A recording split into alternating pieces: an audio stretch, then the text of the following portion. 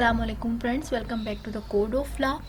In this video we'll discuss about the constitutional history of Pakistan. ठीक है, जो कि बहुत ही ज़्यादा अहम सब्जेक्ट है रिलेटेड टू कॉम्पिटेटिव एग्ज़ाम्स वगैरह. ठीक है, या लागेट स्टूडेंट्स हैं या फिर LLB के जो स्टूडेंट्स वगैरह हैं उनके लिए बहुत ही ज़्यादा इम्पोर्टेंट है कि वो हमारे कॉन्स्टिट्यूशन की हिस्ट्री जाने. ठीक है, और पाकिस्तान किस तरीके से बना और किन किन लोगों ने किस हिसाब से क्या रोल प्ले करा. ठीक है, तो ये सब कुछ जानना बहुत ज़्यादा ज़रूरी होता है और हमारे कॉम्पिटिटिव जितने भी एग्ज़ाम्स वगैरह हैं उन सब में ये बहुत ही ज़्यादा major and important role play करता है. ठीक है, तो इस वीडियो में हम जो है इन अ वेरी शॉर्ट और इन अ वेरी सिंपल वे, ठीक है, कॉन्स्टिट्यूशनल हिस्ट्री ऑफ पाकिस्तान पढ़ेंगे. डेट वाइज मैंने ओकेजन्स जो है सारे इन अ बुलेट फॉर्म नोट कर लिए हैं. ठीक है, कि किस किस हिसाब से लाइन टू लाइन जो है कौन कौन से इवेंट्स अकर होते रहे और किस तरीके से हमारा पाकिस्तान का आइन बना. ठीक है, तो बिना देर के जो हम इसको समझना स्टार्ट करते हैं.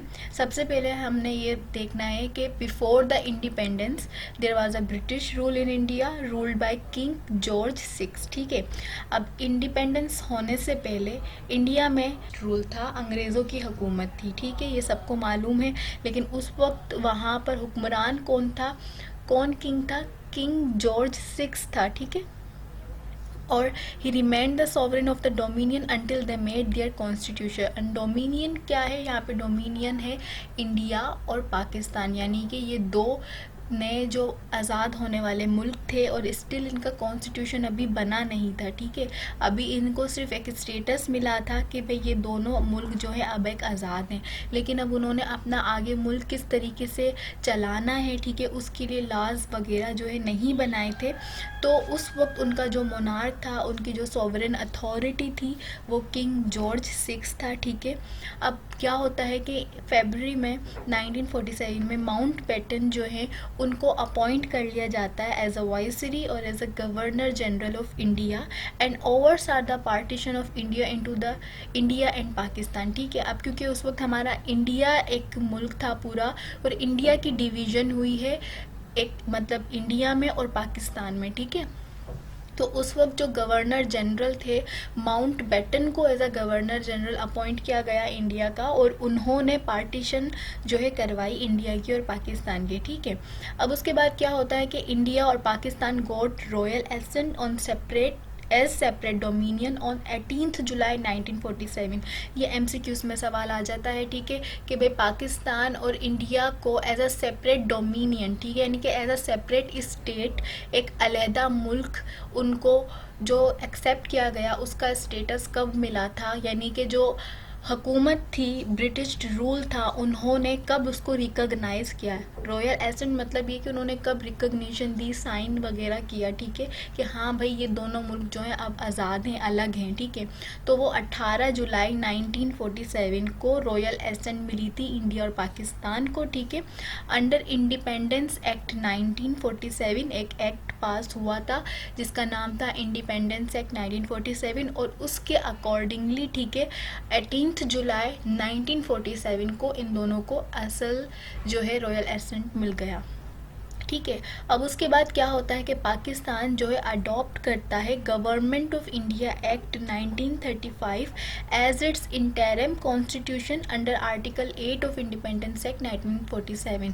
ठीक है, अब यहाँ पर ये MCQs भी आ जाता है कि भाई इंटरिम कॉन्स्टिट्यूशन पाकिस्तान ने कौन से एक्ट को अडॉप्ट करा था. ठीक है, तो गवर्नमेंट ऑफ इंडिया एक्ट जो है वो कॉन्स्टिट्यूशन बनने से पहले पाकिस्तान की जितनी पॉलिसीज़ वगैरह रन होती थी वो गवर्नमेंट ऑफ इंडिया एक्ट 1935 के अकॉर्डिंग अडॉप्ट की जाती थी. ठीक है, जिसको हम इंटरिम कॉन्स्टिट्यूशन कहते हैं. ठीक है, पाकिस्तान बनने से पहले, इट मींस पाकिस्तान मतलब वजूद में आ गया था पाकिस्तान का, सॉरी, कॉन्स्टिट्यूशन बनने से पहले. ठीक है, तो उसके आर्टिकल 8 के अकॉर्डिंग अब जो इंडिपेंडेंस एक्ट था जिसके तहत इन दोनों मुल्कों को आज़ादी मिली, उसके आर्टिकल एक्ट के तहत पाकिस्तान ने जो गवर्नमेंट ऑफ इंडिया एक्ट था जिसके थ्रू इंडिया की गवर्नमेंट रन होती थी उसको अपना इंटरिम कॉन्स्टिट्यूशन अडॉप्ट करा और आगे नए बनने वाला जो एक मुल्क था उसके लिए कानून का स्टेटस दिया कि भाई हम जब तक अपना खुद का आइन नहीं बना लेते तब तक हम इस गवर्नमेंट ऑफ इंडिया एक्ट के अकॉर्डिंगली जो है अपनी गवर्नमेंट को रन करेंगे। आई होप कि आपको यहाँ पे अच्छे से क्लियर हो गया होगा कि मैं क्या समझाना चाह रही हूँ आपको, ठीक है।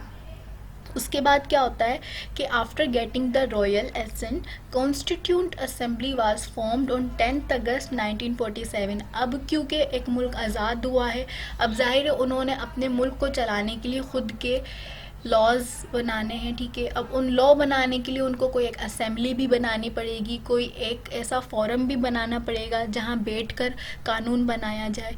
तो कॉन्स्टिट्यूंट असेंबली बनी। जिस तरह आज हमारी पार्लियामेंट है ना, नेशनल असेंबली है, एक लेजिस्लेटिव अथॉरिटी है, उस तरह उस वक्त एक असेंबली बनाई जिसका नाम था कॉन्स्टिट्यूंट असेंबली। वो 10 अगस्त 1947 को बनाई गई, ठीक है।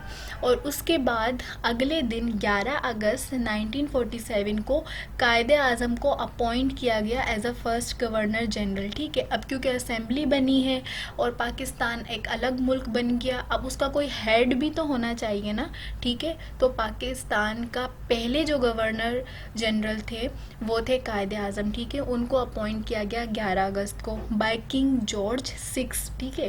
क्योंकि उस वक्त मोनार्क सिस्टम था, वो हमारे सॉवरेन जो है उस वक्त किंग जॉर्ज हुआ करते थे, क्योंकि पाकिस्तान का अभी तक कॉन्स्टिट्यूशन बना नहीं है, ठीक है। इसलिए उसके ऊपर एक सॉवरेन अथॉरिटी थी और जो गवर्नर जनरल है वो रिप्रेजेंटेटिव था किंग का, ठीक है। तो इस तरह कायदे आज़म जो है एज अ रिप्रेजेंटेटिव एक्ट कर रहे थे और पाकिस्तान के गवर्नर जनरल बने थे। जिस तरीके से होता है ना कि हमारा एक प्रेसिडेंट मौजूद है और प्रेसिडेंट जो है हर एक प्रोविंसेस के लिए, यानी कि एक पूरी फेडरल स्टेट है पाकिस्तान, लेकिन उसमें प्रोविंसेस हैं डिवाइड हुए हुए, ठीक है ना।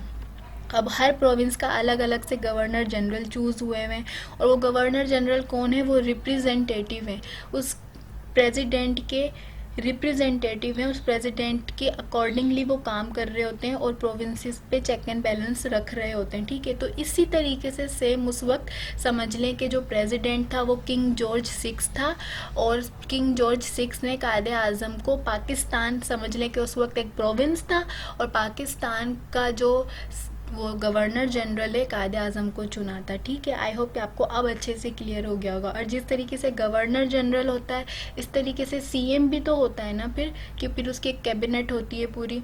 तो उस वक्त का जो सीएम समझ ले वो लियाकत अली ख़ान को चुना पाकिस्तान का।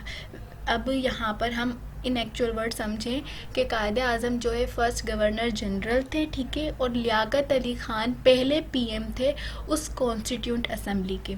आई होप कि आपको अच्छे से ये क्लियर हुआ होगा। देन इसके बाद 14 अगस्त 1947 को पाकिस्तान गॉट इंडिपेंडेंस, पाकिस्तान आज़ाद हो गया, ठीक है। और इंडिया 15 अगस्त को आज़ाद हुआ और ब्रिटिश रूल यहाँ पर ख़त्म हो गया, ठीक है। अब ये कॉन्स्टिट्यूंट असेंबली बन गई, गवर्नर जनरल अपॉइंट हुए, पीएम अपॉइंट हुआ, ठीक है। अब यहाँ पर समझ लो कि एक जो न्यू स्टेट बनी है उसके लिए प्रेसिडेंट और पीएम अपॉइंट हो गए। अब आगे इनका काम है उस मुल्क को चलाना, ठीक है। तो इस वजह से ब्रिटिश रूल ख़त्म हो गया और 14 अगस्त 1947 को पाकिस्तान एक आज़ाद मुल्क बन गया। अब यहाँ पर बात करते हैं हम कॉन्स्टिट्यूंट असेंबली की।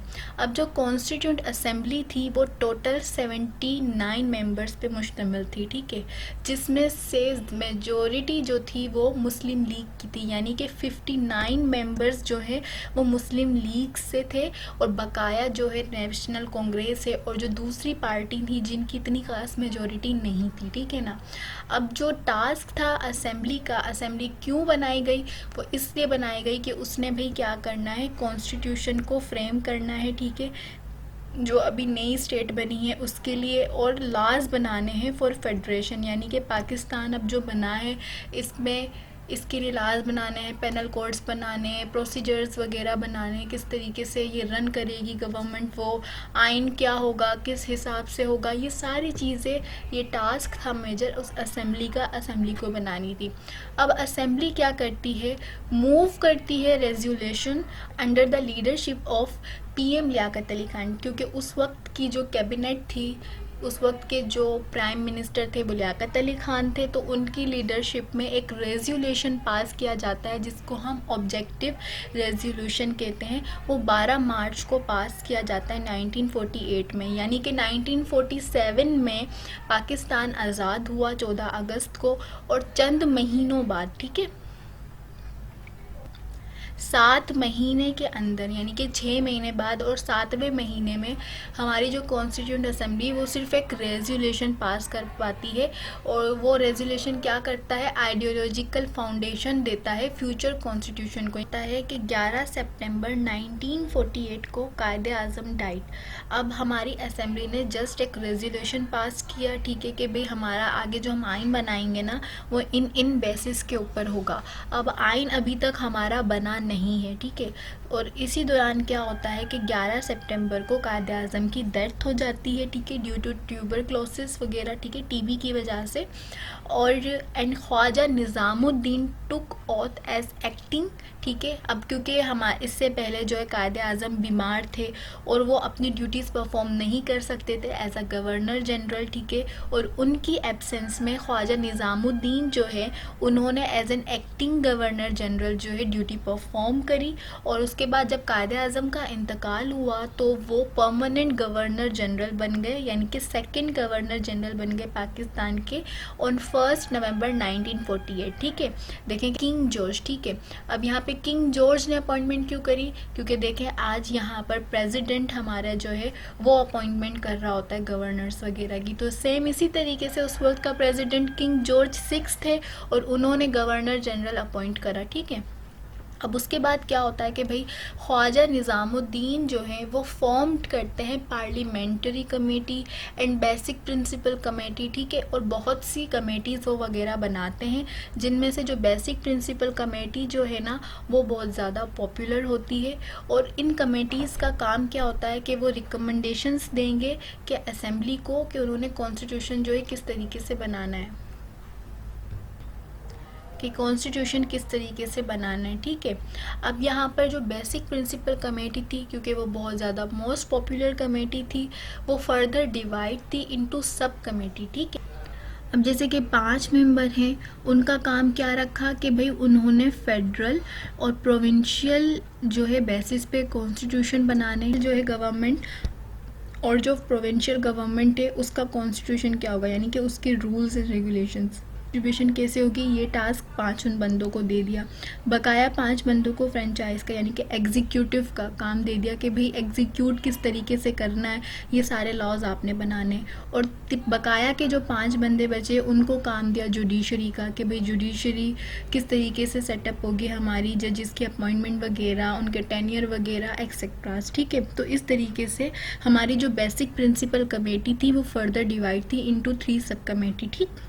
अब इसके बाद क्या होता है कि अब हमारी जो बेसिक प्रिंसिपल कमेटी, क्योंकि उसका काम है रिकमेंडेशंस देना असेंबली को कि भाई आप इस तरीके से जो कॉन्स्टिट्यूशन बनाओ, ठीक है। तो अब जो बेसिक प्रिंसिपल कमेटी है उसने अपनी पहली इंटरिम रिपोर्ट जो है सबमिट करी 28 सितंबर 1950 में। अब 1948 को Khwaja Nizamuddin as a governor general appoint हुए, फिर उन्होंने कमेटीज़ वगैरह बनाई। अब इस कमेटी ने 2 साल बाद जाके अपनी एक रिपोर्ट सबमिट करी है, ठीक है। अब उस रिपोर्ट में इन्होंने क्या रिकमेंडेशंस दी कि भाई प्रोविंशियल पैरिटी दी जाएगी, representation to the upper chamber, ठीक है, यानी कि एक ही चैम्बर उन्होंने बताया था कि होगा, और प्रोविंशियल पैरिटी दी जाएगी, यानी कि प्रोविंसेस की बेस पे रिप्रेजेंटेशन होगी, मेंबर्स की सिलेक्शन होगी, ठीक है, प्रोविंसेस की बेस पे, यानी कि जितने प्रोविंस होंगे उनको ज़्यादा सीट्स वगैरह मिलेगी। और उर्दू जो है नेशनल लैंग्वेज होगी। ये 2 मेन चीज़ें ऐसी थी जिसकी वजह से कन्फ्लिक्ट आया, और जो ईस्ट विंग था उसने इसको डिसलाइक किया, क्योंकि पाकिस्तान उस वक्त ईस्ट विंग और वेस्ट विंग इन दोनों पे डिवाइडेड था, ठीक है। वेस्ट विंग के अंदर 3 प्रोविंसेस थे, अपना पंजाब था, बलूचिस्तान था और NWFP वगैरह था, ठीक है ना। और वहीं पर ईस्ट विंग था, वो ओवरऑल सिर्फ एक ही पूरा प्रोविंस था, यानी कि बांग्लादेश, ठीक है। तो जाहिर सी बात है इस हिसाब से जो वेस्ट विंग है उसकी मेंबरशिप ज़्यादा हो रही थी, उसकी मेजॉरिटी हो रही थी, और मेजॉरिटी की वजह से उनकी गवर्नमेंट बनने के चांसेस थे। और यहीं पर उर्दू को नेशनल लैंग्वेज कंसिडर करना और जो बंगाली है उसको कंसिडर नहीं किया गया, तो ये चीज़ जाहिर सी बात है कि बांग्लादेश के जो सिटीज़न थे, ठीक है। उस वक्त हमारा ईस्ट विंग कहलाता था, मशरक़ी पाकिस्तान था, ठीक है। तो उन्होंने इस चीज़ को डिसलाइक किया एज़ ईस्ट। अब ये सारी चीज़ें मैंने आपको बता दी, ठीक है। अब क्योंकि ये कंडेम कर दी गई रिपोर्ट वगैरह, ठीक है, इसके ऊपर काफ़ी कन्फ्लिक्ट्स आए, तो लियाकत अली ख़ान ने इनवाइट करा प्रपोज़ल को फ्रॉम पीपल, ठीक है, और एक स्पेशल कमेटी बनाई गई, ठीक।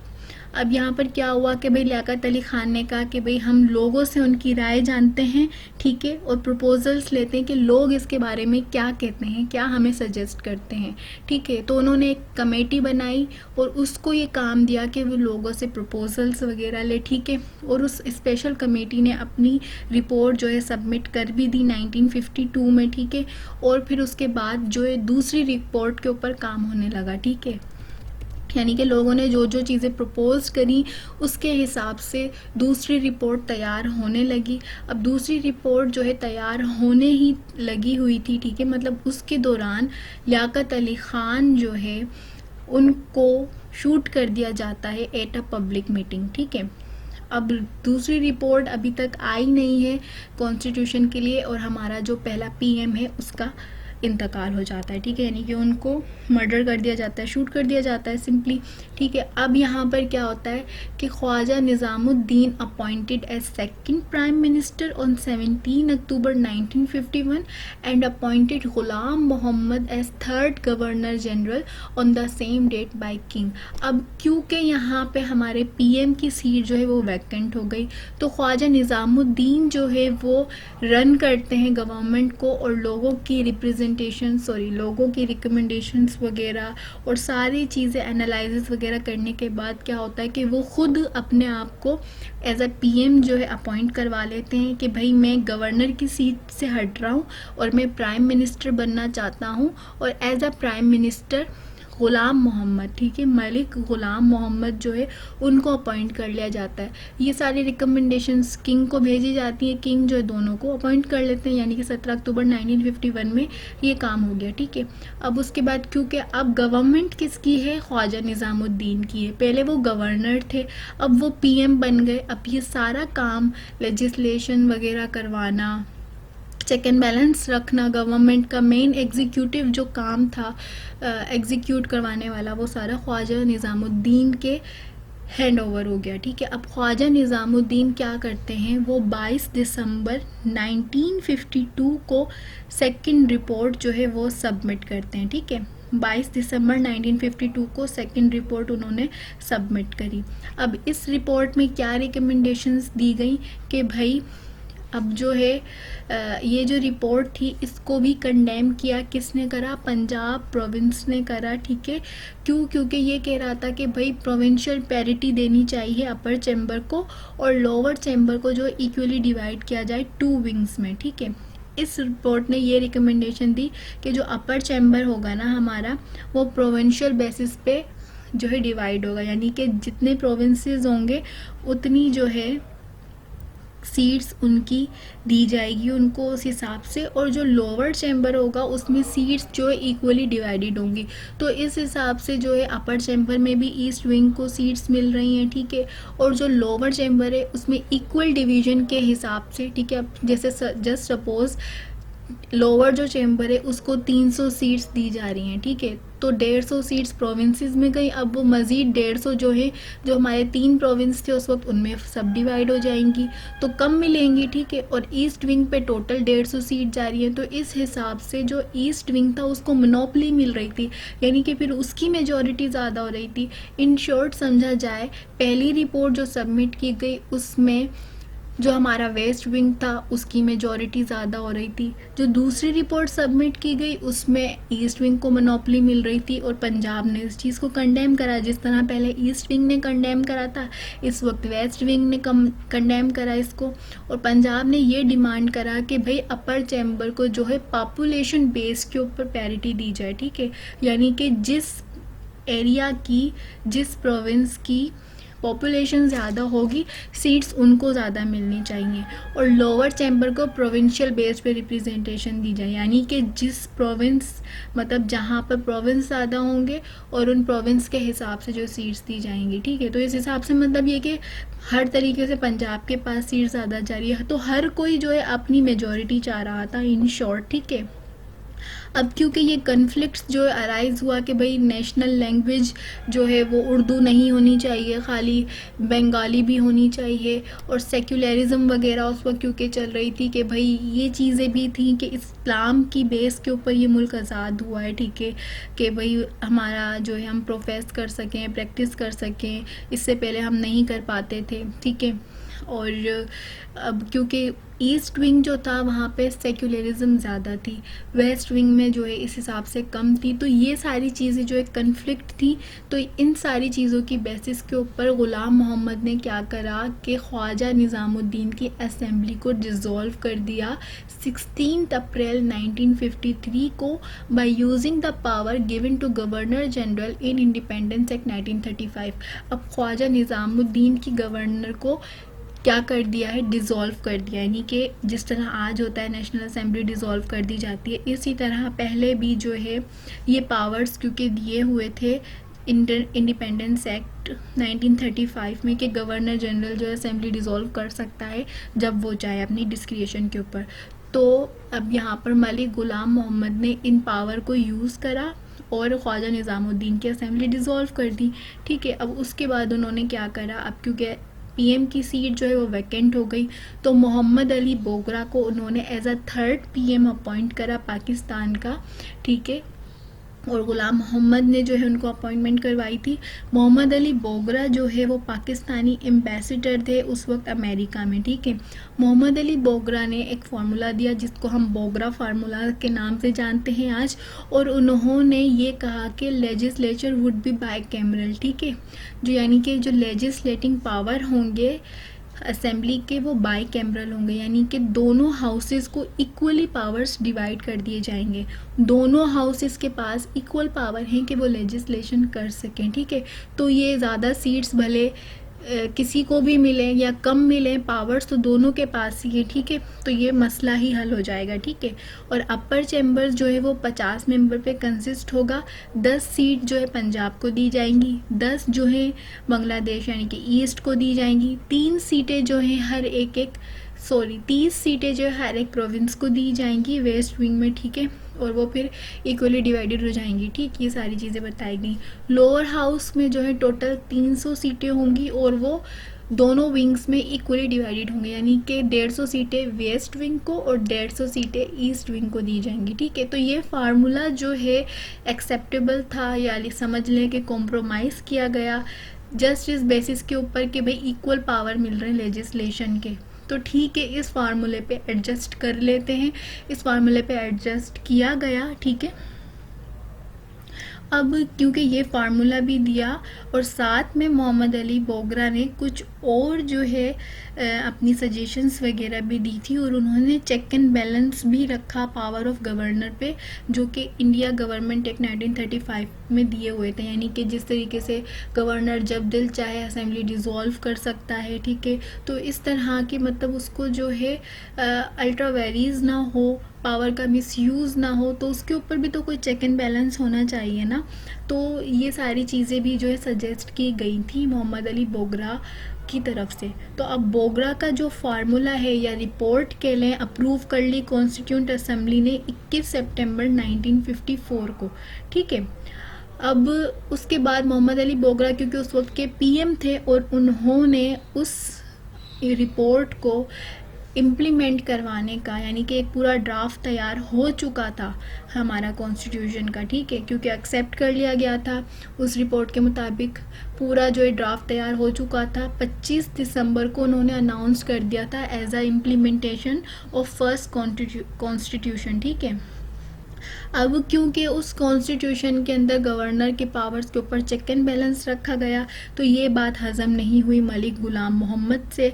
वो चाहते थे कि वो अपने पावर को जो है बिना चेक एंड बैलेंस इस्तेमाल करें, इंजॉय करें। तो इस वजह से उन्होंने क्या करा, उन्होंने मोहम्मद अली बोगरा की असेंबली को भी डिज़ोल्व कर दिया जस्ट आफ्टर 2 डेज़। ठीक है, 21 सितंबर को हमारा कॉन्स्टिट्यूशन का ड्राफ्ट कंप्लीट हुआ और 24 सितंबर को उन्होंने असेंबली डिज़ोल्व कर दी। ठीक है, और उन्होंने क्योंकि अल्टीरियर मोटिव था और जस्ट बेसिस ये बनाए कि भाई असेंबली का काम था कॉन्स्टिट्यूशन बनाना और उन्होंने अभी तक कॉन्स्टिट्यूशन पेश नहीं करा है, दैट्स वाई असेंबली डिज़ोल्व की जा रही है एक्सेट्रा। ठीक है, लेकिन उन्होंने क्या करा कि असेंबली तो डिज़ोल्व करी, अब जब तक नई अपॉइंटमेंट नहीं हो जाती, मोहम्मद अली बोगरा जो है एज एन एक्टिंग पीएम, ठीक है, कहा कि वो अपना ऑफिस कंटिन्यू रख सकते हैं जब तक नई अपॉइंटमेंट नहीं हो जाती, नए इलेक्शन नहीं हो जाते। तो मोहम्मद अली बोगरा जो है एज अ पीएम अपनी ड्यूटीज़ परफॉर्म करते रहे। अब जो स्पीकर थे उस वक्त कॉन्स्टिट्यूंट असेंबली के, ठीक है, मोहम्मद अली बोगरा की पीएमशिप के दौरान वो थे मौलवी तमीज़ुद्दीन, जो कि बहुत ही ज़्यादा हाईलाइटेड केस है, कॉन्स्टिट्यूशन का केस है हमारा, और हमारे लॉ गेट में आता है, कॉम्पिटिटिव एग्ज़ाम्स वगैरह हो गए इन, और स्पेशली लॉ गेट के अंदर तो ये लाजमी आता ही है। ठीक है, तो उस वक्त जो है स्पीकर थे असेंबली के वो मौलवी तमीज़ुद्दीन थे। उन्होंने चैलेंज करा इस एक्शन को गवर्नर के इन सिंध चीफ कोर्ट। ठीक है, उस वक्त जो हाई कोर्ट थी उसका नाम सिंध चीफ कोर्ट हुआ करता था, और उन्होंने कहा कि भाई गवर्नर जनरल ने ये जो असेंबली डिज़ोल्व की है ये अनकॉन्स्टिट्यूशनल है, सॉरी ये कि मतलब अल्ट्रा वायरीज़ है, कॉन्स्टिट्यूशन तो बना ही नहीं था उस टाइम पे। और उन्होंने कहा कि उन्होंने अपने पावर का मिसयूज़ वगैरह किया है। ठीक है, तो ये सारी चीज़ें जो है उन्होंने अपनी प्ली के तौर पे दी। अब मौलवी तमीज़ुद्दीन की फेवर में सिंध चीफ कोर्ट ने तो डिसीजन दे दिया कि हाँ वाकई भाई गवर्नर ने अपने पावर्स का मिसयूज़ किया है।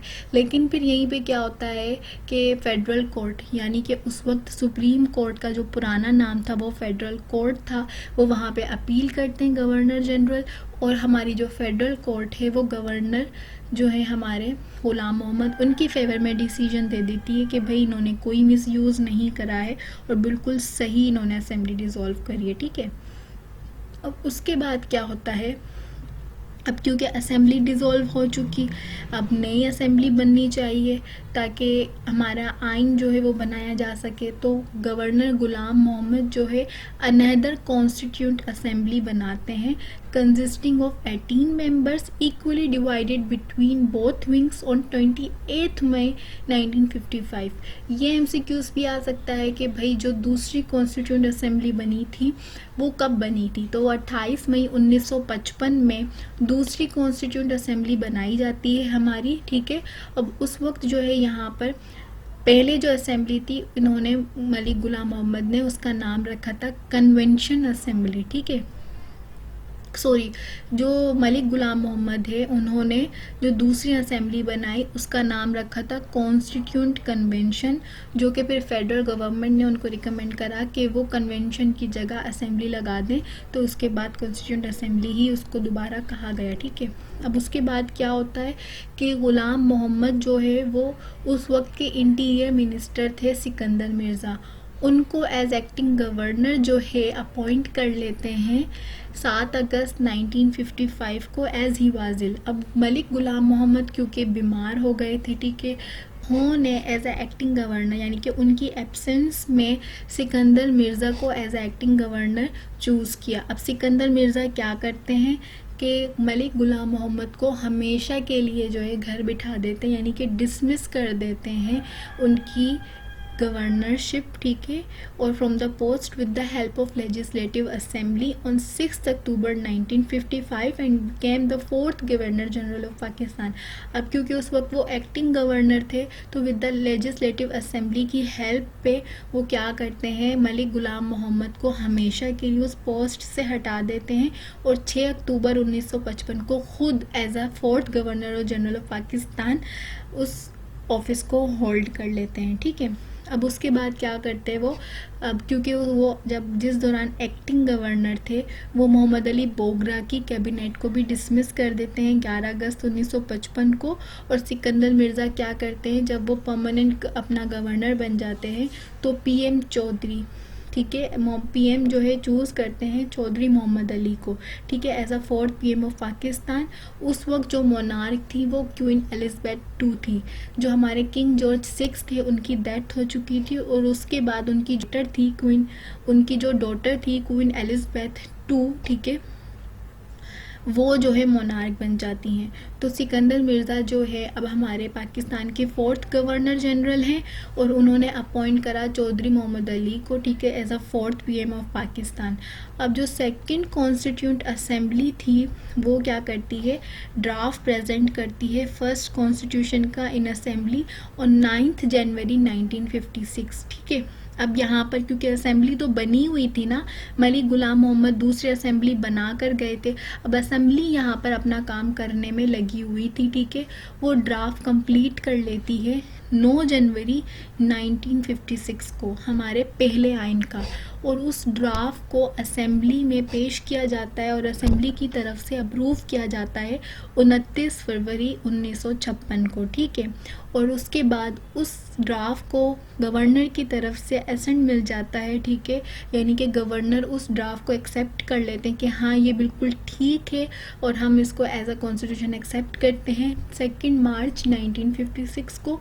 और जो हमारा पहला आइन है 1956 का, वो 23 मार्च 1956 को इन्फोर्स हो जाता है।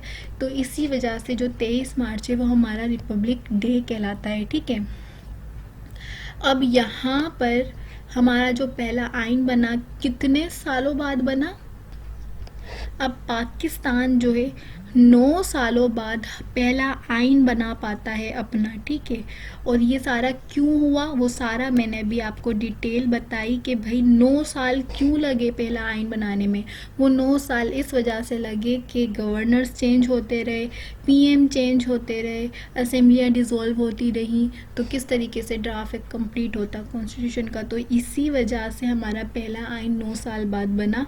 तो अब इस वीडियो को हम यहीं पर रखते हैं, ठीक है। इंशाल्लाह इसका फर्दर आगे पार्ट हम किसी दूसरी वीडियो में समझेंगे, ठीक है, कि आगे जो है अब पहला आइन बन गया उसके बाद क्या हुआ।